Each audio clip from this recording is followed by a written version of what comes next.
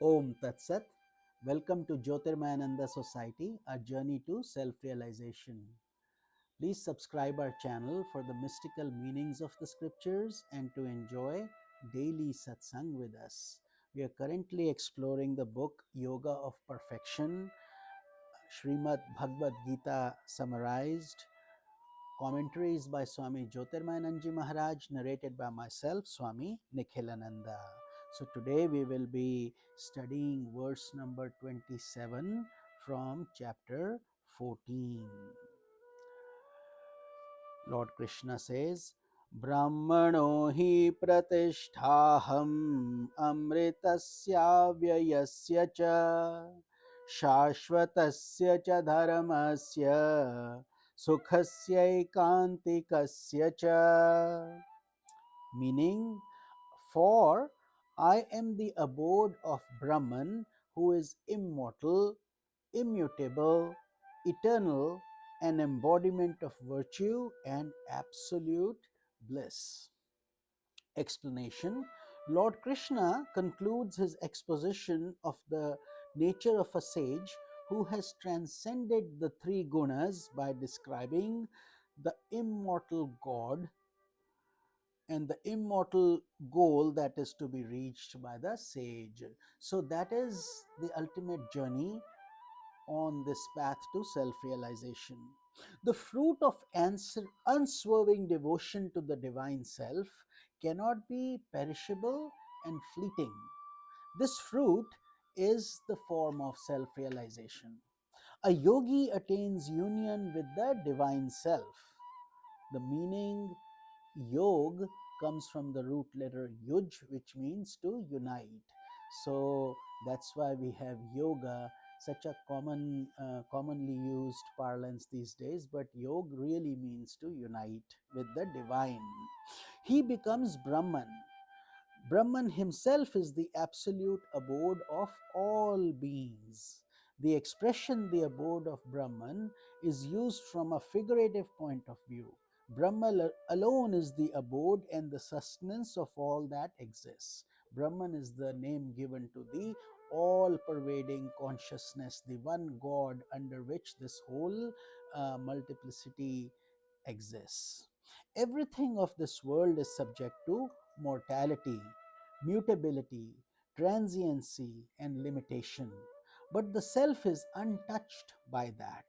A sage, therefore, attains that Brahman who is eternal, immutable, and full of virtue and bliss.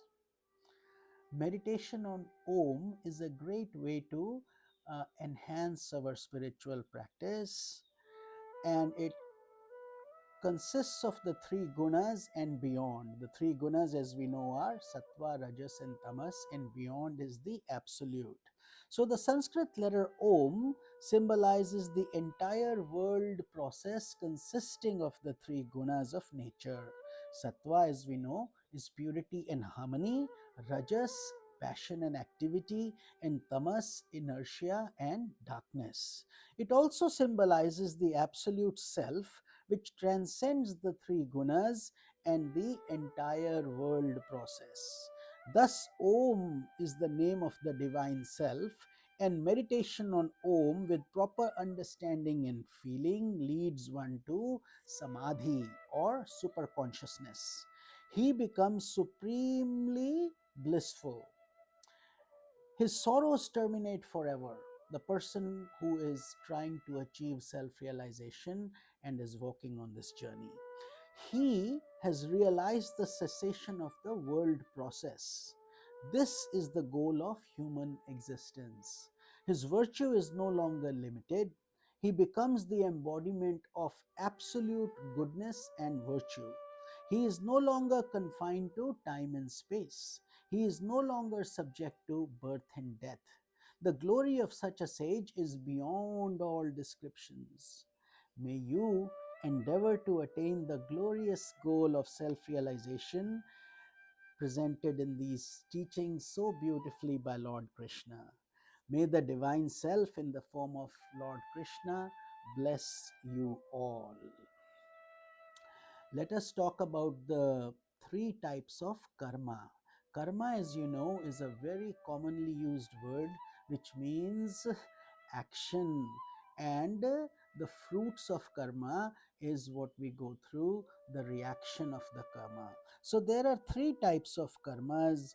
They are called sanchita karma or accumulated actions, kriyamana karma or your current actions, and prarabdha karma, fructifying actions. So three actions play their part in our daily life. So, from the storehouse of accumulated actions, a portion becomes the basis of the present embodiment and is called prarabdha karma or fructifying actions. Actions, as you know, have been going on for countless lives, and every one of those actions is stored in the unconscious. So therefore, at the time of death, whatever is the last karma that shows up in the thought is what becomes our prarabdha karma or fructifying action. The action that is being performed in our day-to-day life is known as our current actions or kriyamana karma, and a portion of which will join the either the accumulated karma, and a portion will join the fructifying karma and will bear fruit in the present life itself. So that is, those are the only three kinds of karmas: accumulated, sanchita, prarabdha, at the time of our departure, whatever we have been given in the future embodiment, and then our current action, which we call as kriyamana karma. And the kriyamana karma, every action will have to have a reaction. So good karmas will give you good results, bad karma bad results. So very simple to understand, and the timing of it matters. In the current actions, the result may come very quickly, or may it come in the future, in a future embodiment. So that is the quick primer on the three levels of karma. So let us move on to part 2 of this beautiful book, where we will be studying the summaries of each of the chapter. After we have covered in the past few weeks, we've been covering the profound shlokas of chapter 2, chapter 14, and chapter 12. But now we will be looking at each chapter in a summarized manner, so we get a full view of Srimad Bhagavad Gita. Remember, in shloka number 7 in chapter 2, Arjuna was confused and baffled. He said, "My mind is overcome by the taint of pity. I am confused with reference to my duty. Therefore, I beseech thee, tell me decisively what is good for me. I am thy disciple. I have surrendered unto thee. Do thou instruct me." From there is really where the essence of Bhagavad Gita started, and Lord Krishna patiently worked with Arjuna, answering all his questions, and that took a total of 701 shlokas in 18 chapters. But they're very profound, and most of those questions we all also have. So, in a way, we are Arjuna, and Lord as Krishna is dispelling our ignorance. So, let's start with chapter 1. It is called Arjuna Vishad Yoga, the despondency of Arjuna, the sadness. The eventful life of the virtuous Pandavas led to the inevitable situation of fighting with their own evil minded cousins, the Kauravas. The war could not be averted. Lord Krishna, the knower of past, present, and future, the omniscient Lord, foresaw the need of war for restoring order in the world. The first chapter opens dramatically.